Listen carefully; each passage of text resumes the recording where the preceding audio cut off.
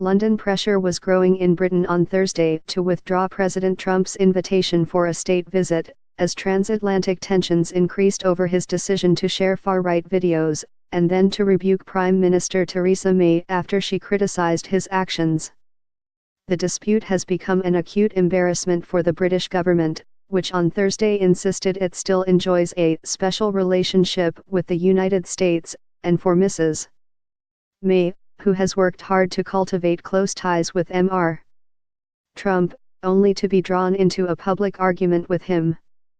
Speaking from Jordan, where she is on an official visit, Mrs. May sought to thread the needle on the issue, criticizing Mr.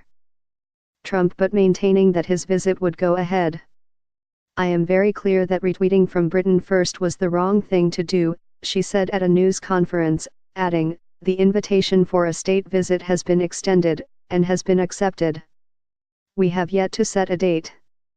Across the political spectrum, British politicians have reacted with incredulity to Mr. Trump's decision to retweet 3 inflammatory videos posted online by the far-right group Britain First, and they held an urgent debate on the matter in Parliament on Thursday.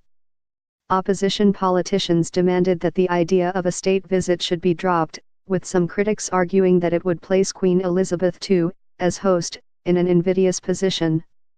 One opposition Labour lawmaker, Stephen Doughty, argued that by sharing the videos, Mr. Trump showed himself to be racist, incompetent or unthinking or all three, while another, Dennis Skinner, referred to this fascist president. The mayor of London, Sadiq Khan, who was involved in a separate dispute with President Trump after a terrorist attack in London, suggested on Twitter that the president should not be invited on any official visit to Britain, not just one with full pomp and ceremony. Nor was the anger confined to opposition lawmakers. Sajid Javid, a Muslim member of Mrs. May's Conservative cabinet, tweeted a strong condemnation on Wednesday of Mr. Trump's decision to share the videos.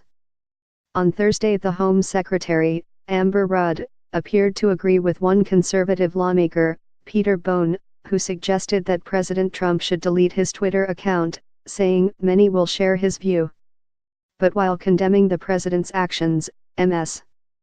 Rudd sought to calm the dispute.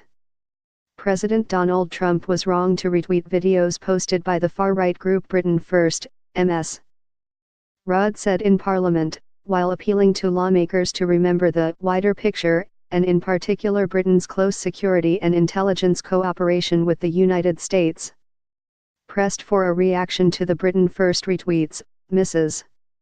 May's spokesman said on Wednesday that it was wrong for the president to have done this, only for Mr. Trump to respond by addressing Mrs.